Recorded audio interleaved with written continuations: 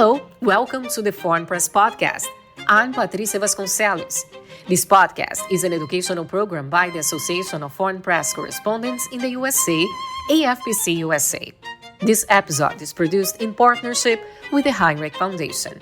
On today's program, how oil is adding fuel to global fragmentation. In February 2022, Russia invaded Ukraine, and since then, economic sanctions imposed by the West have been trying to neutralize and put pressure on Moscow. On oil exports, there are also sanctions, but shipments have remained steady as new buyers step in. In May, Russia's export revenues dropped by 6% to lowest levels since January, but due to voluntary production cuts of crude oil. That's what recent research shows. To help us foreign journalists to better understand those numbers, the global trading order, and international politics, the Foreign Press Podcast interviews today Robert York. Robert, thank you so much for joining us today. Welcome to the Foreign Press Podcast. Yes, thank you for having me. Robert York is Director for Regional Affairs at Pacific Forum, responsible for editing Pacific Forum publications. Prior to joining Pacific Forum, Rob York worked as a production editor at the South China Morning Post in Hong Kong. A PhD in Korean history at the University of Hawaii at Manoa, Rob is a regular commentator on inter-Korean and Indo-Pacific affairs as a regular contributor to NK News, the South China Morning Post, the American Conservative, the Journal of American East Asia Relations, and China Review International, as well as conducting numerous interviews in various media outlets. His research agenda at Pacific Forum includes trade and its relationship with security, media analysis, countering disinformation, and human rights. Robert York, again, welcome to the Foreign Press Podcast.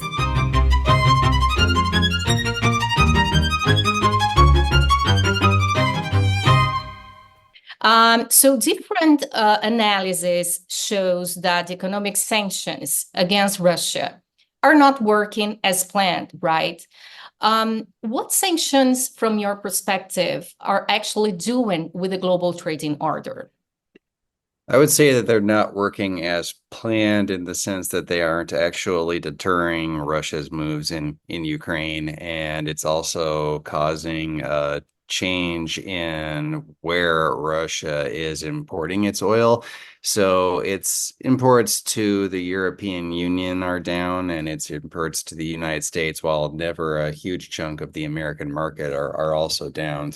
And I should say overall that crude oil revenues for Russia did decline substantially in 22 and 2023. So it's not as though the sanctions have had no effect. It's just that we're seeing the embargo imposed by the G7 countries and also Australia forcing Russian oil exports to be redirected from Europe to Asia, Africa as well. But let's zero in on Asia for the time being.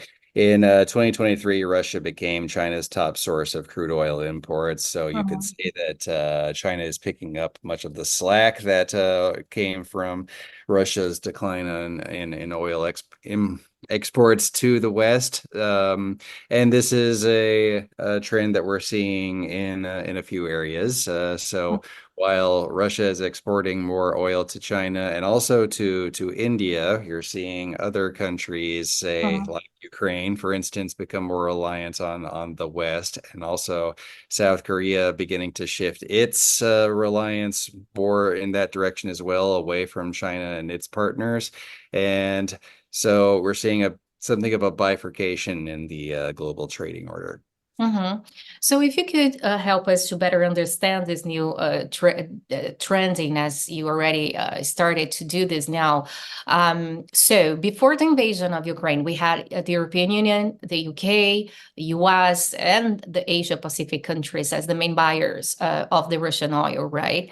And now, as you said, the main buyers are China and India. How big is Russia's market for those two countries now?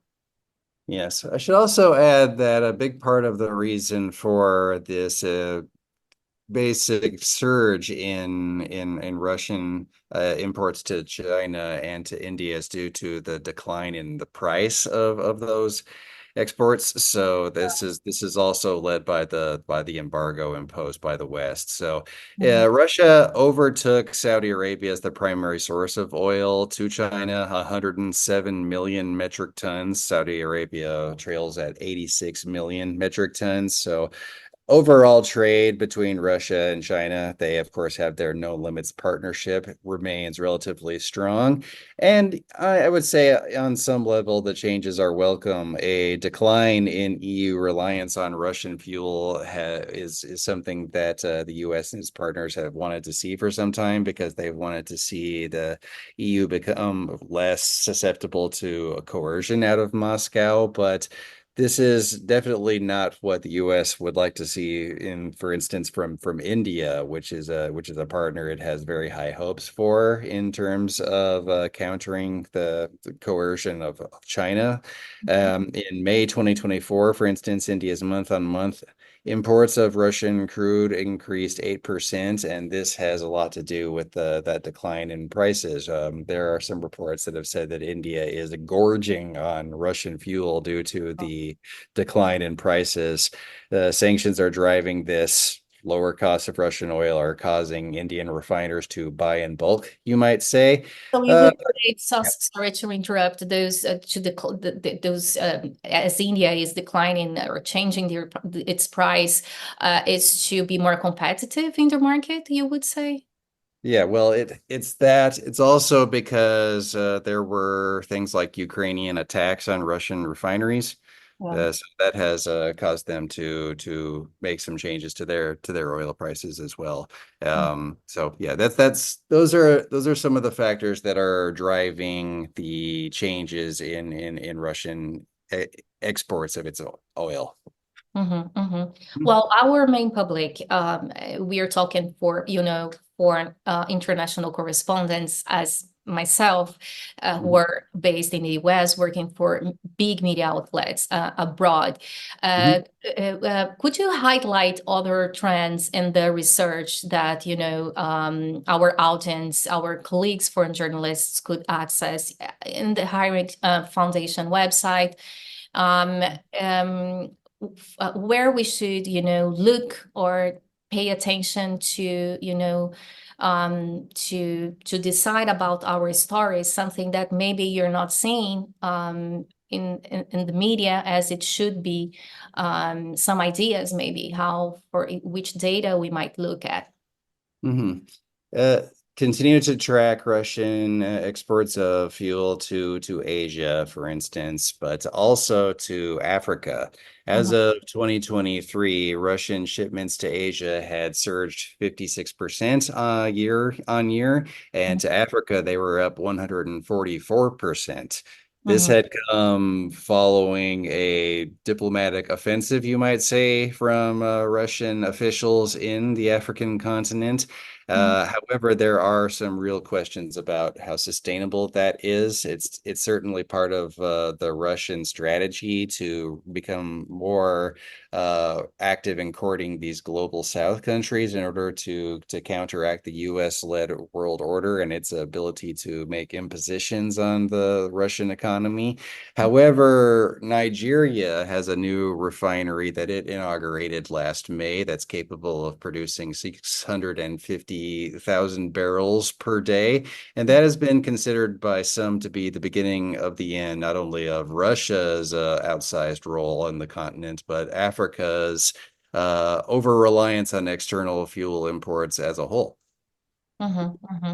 So you're highlighting some countries in Africa. We saw in those numbers more exports to Latin America, Middle East, as you said. So continents, is it accurate to say that continents are adapting to this new reality? And maybe it's too soon in our chat to ask this, but maybe not. How can the West actually get what they want and stop losing markets? How can Ukraine allies tighten the screws, as you say in your research? I would say it starts with listening to those countries more attentively. Mhm, There are, of course, considerable efforts being made by the U.S. and its partners to counter the effects of Chinese market expansion in Asia, in the Indo-Pacific as a whole. And the Indo-Pacific is probably the main theater of the competition between the U.S. and China, and it's considered the most dynamic region, but it's not the only game in town. And the U.S. does not have the kind of mechanisms, I guess you could say, the diplomatic mechanisms that it needs to really reach countries in the global South and Latin America, and needs to pay more attention to them. And I think the efforts it has made with India in particular, India has a great deal of credibility with these countries as well.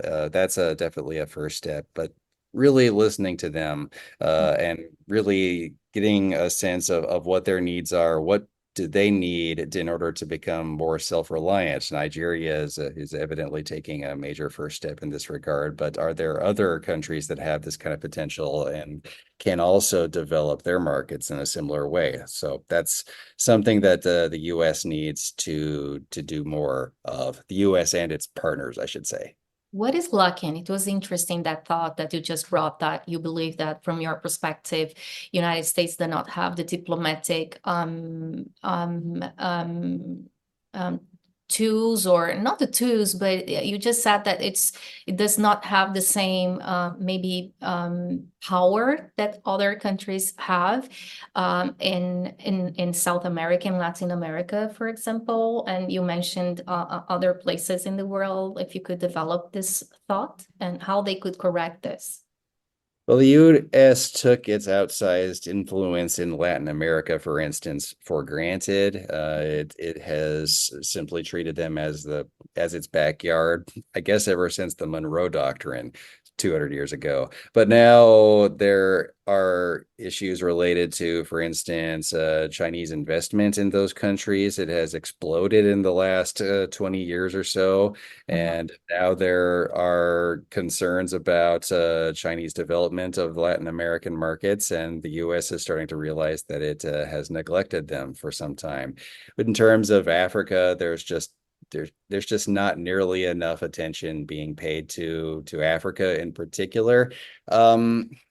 Anecdotally, I was in India in February of 2023. India, of course, was the host of the G20 for that year. And I was invited to speak at a university in Raipur in India. And there were a number of international students there from Africa, from the Middle East, and from elsewhere.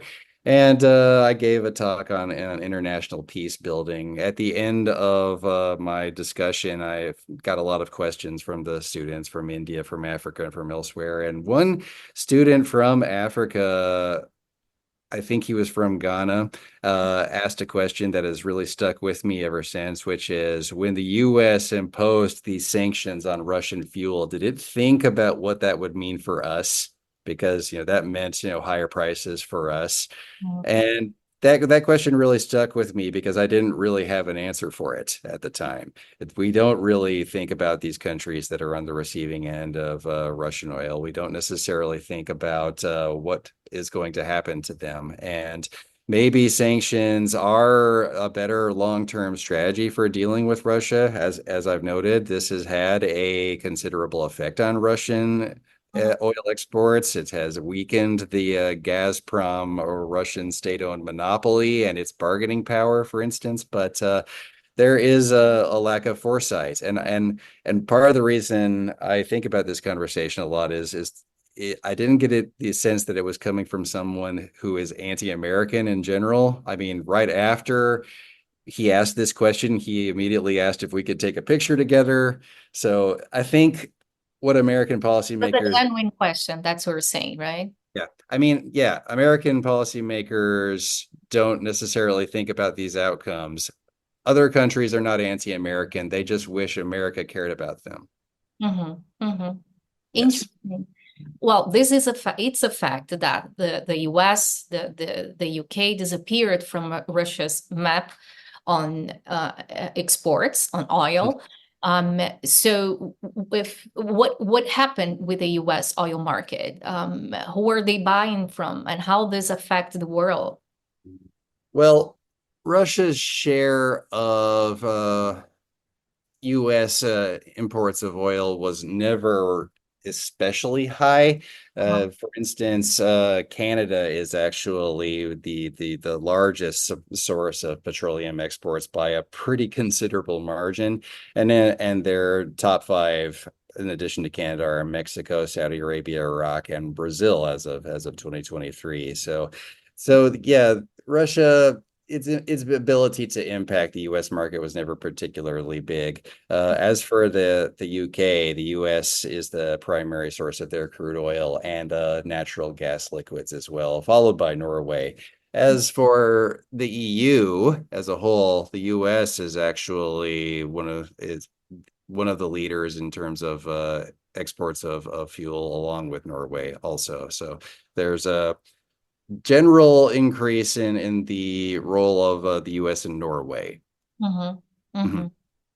As you just mentioned, that question that student, that question that you received from that student about the impact that those sanctions could have for them there, right, back in Africa. What is the impact of those changes in the market worldwide on oil exports? What is the impact of those changes in the price around the globe in the recent months? As of April, the price of a barrel of Brent crude oil, which is the international benchmark, had gone up 20% from December. This was the findings of some research that was published in the New York Times as of May, I believe. And this is driven not just by Russia, although the aforementioned attacks by Ukraine on Russian refineries certainly did have a role in it, but it's also the production cuts by Saudi Arabia and countries aligned with it, and concerns about the expansion of the Israel Gaza war, namely the potential for greater Iranian involvement as well. So all of these factors are driving a increase for the time being in oil prices, but whether or not that is a long-term effect or one that's simply going to fluctuate, I think we'll have a clearer sense of that in the coming months. So it's not clear now, that's where you're saying, to see if those trends are going to maintain. Yes, it's not clear that they're going to maintain, much less escalate. And what about the gas market? We journalists, foreign journalists, and we very much wrote about this, about Russia that had lost its main markets for gas, which were Europe, right? What is the scenario now on gas? So yes, if you look at the overall market in the EU in particular, it appears that their imports are down overall, and the main driver of that is the decline in Russian exports. So we're seeing less of that, and somewhat increased role from the US and also from Norway, but not entirely making up for it. Again, this is a development the U.S. and its partners have wanted to see for some time, because the concern of Russia's ability to coerce the European Union is something that has been a concern for some time. So is it accurate to say that it's somehow the West now they're working like the way they wanted, in a less coercive threats from the Russian market? Is it right? At least just in terms of the EU, yes, it does seem to be a stronger position for them. The reliance that the EU had on Russia has diminished considerably, it appears. Well, they have more independence now. Yes, I guess we're going to see an outsized role for Norway in the future. And is it correct to say that Russia still remains reliant on the European and G7 shipping industry? Is there still this connection? Yes. So Russian seaborne crude oil and its products, there is a good share of that is still subject to the oil price cap that was imposed. Um, However, Russia has been trying to get around that by relying on what they call shadow tankers, tankers that are, Could you explain this more for us? yes, basically, you could say tankers that are not what they appear to be. This is something that North Korea has relied on for many years in order to avoid sanctions. Ships that are not registered as they say they are. Why? So yeah, they are. This makes it more difficult for them to track, and Oh, so okay. yeah, Russian seaborne crude oil, a much greater share of that is being transported by these so-called shadow tankers. Oh, And so, yeah, that's something that they are employing more and more in order to get around sanctions. But this creates a number of issues. And basically, the risks that they present.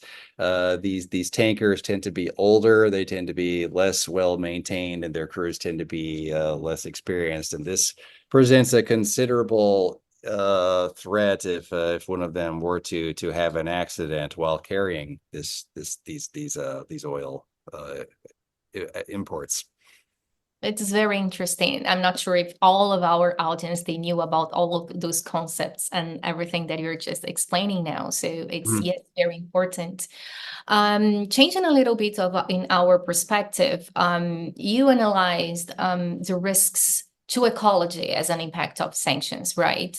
And this is a topic that we are very much concerned all around the world. And could you broadly address this topic, the ecological the impact on on the climate change?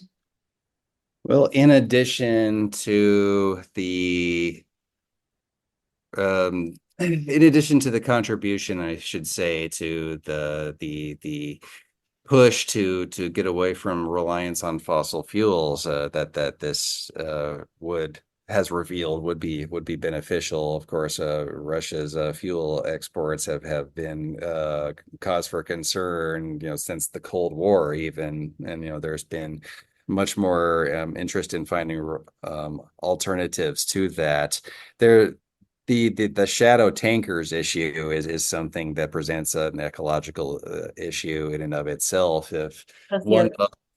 yeah, if one of them were to have an accident because of their, poorly maintained ships, because of their inexperienced crews or whatnot, while carrying these fuel exports, there could be a considerable ecological issue related to the spill of that oil. So that is something that needs to be looked out for. That's something that we need to be aware of, and we need to have contingencies in place. I would say the U.S. and its partners need to be aware of that. If one of these ships were to, have an accident and begin spilling large amounts of fuel, we've seen that in the past, and that's something that has the potential to cause concern wherever it takes place.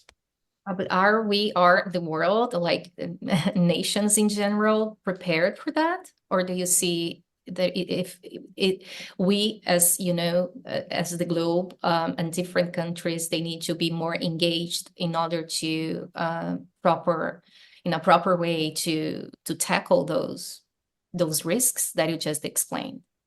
Yeah, it's a good question. To what extent are the U.S. and its partners actually preparing to address the effects of a major oil spill caused by one of these shadow tankers taking on a leak? Yeah, to what extent are they coordinating? My guess is probably not enough.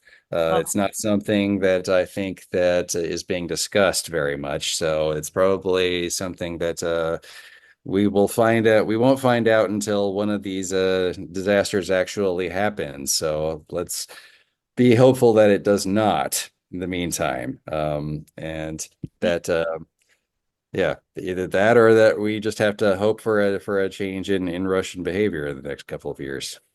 Hmm. And Rob, I know you have some thoughts that you'd like to share with us about, how this global trend impacts the political order.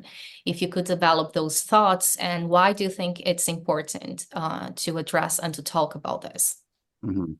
China has, along with Russia, been targeting more of the global South countries in recent years. And a lot of that is due to these countries' perceptions, as I was getting at, with neglect from the US and its partners.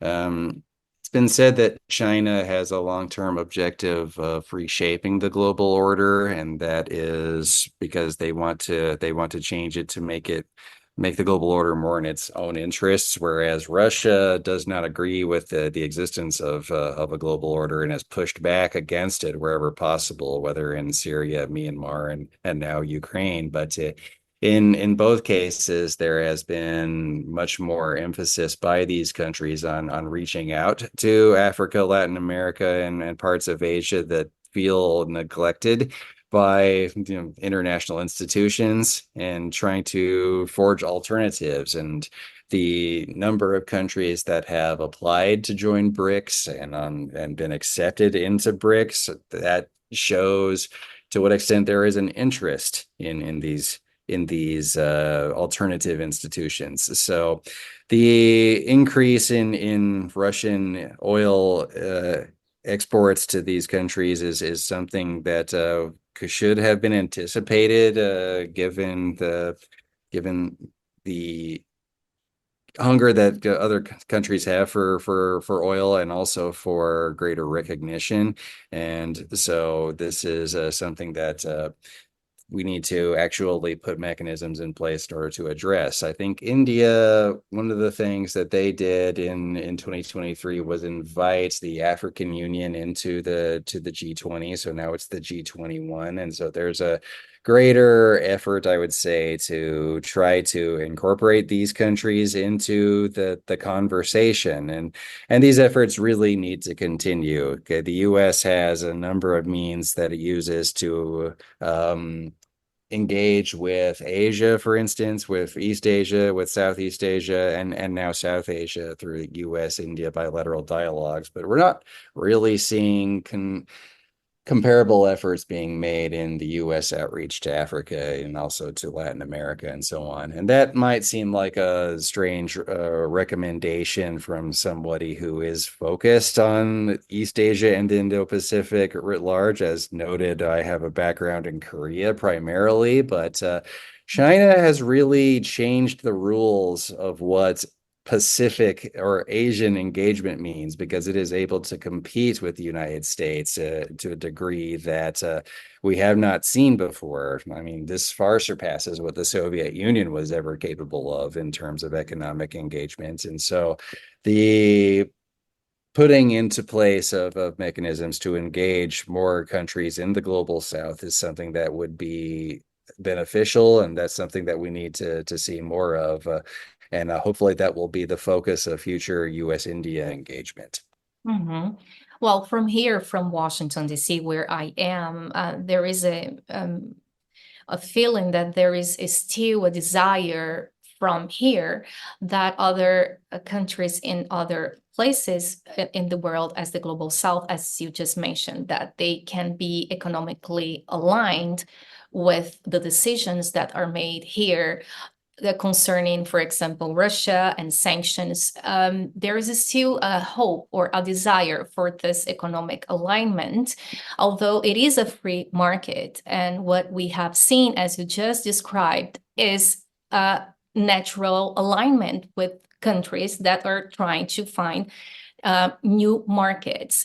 So which lessons do you believe, different nations have been learning in the past 2 years with all those decisions regarding sanctions and everything that we just spoke?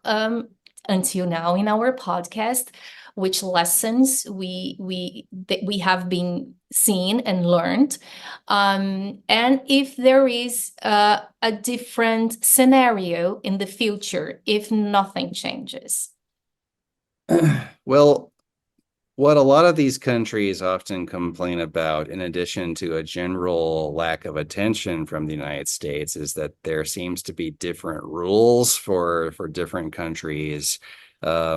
I'm not endorsing this view necessarily, but many of these countries believe that there are different rules for instance, Israel than there are for Russia, and that there are, different rules for the United States than there are for China. I think that there's context in that needs to be unpacked, but that is definitely the perception, and I do think that there needs to be more of an effort to really take in the viewpoints from Africa, from Southeast Asia and South Asia, and from Latin America into U.S. policy and shaping U.S. policy on trade, on international security, and so on. So all of those things should be considered, and we also need to work with these countries. That's something that we at Pacific Forum have been trying to do, is try to unpack the different parts of the world that could potentially ease the U.S. reliance on China for critical supply chains, the supply chains that were discussed in the Biden supply chain review at the start of that administration, such as in critical minerals, electronic vehicle batteries, and so on and so forth. So there are other markets that could potentially contribute in this regard, and so the U.S. should have their eye on them and talk to them about what it would take in order for them to develop properly. Latin America could be a definite source for critical minerals, and I think Africa has its own role to play in a more diversified supply chain as well. So we'll work with those countries on how to develop their own markets. Robert York, our guest today in this Foreign Press podcast. Thank you so much for this interview. Mm-hmm. Thank you very much for having me. I spoke today with Robert York. This episode is produced in partnership with the Hinrich Foundation. Thank you all. See you next time.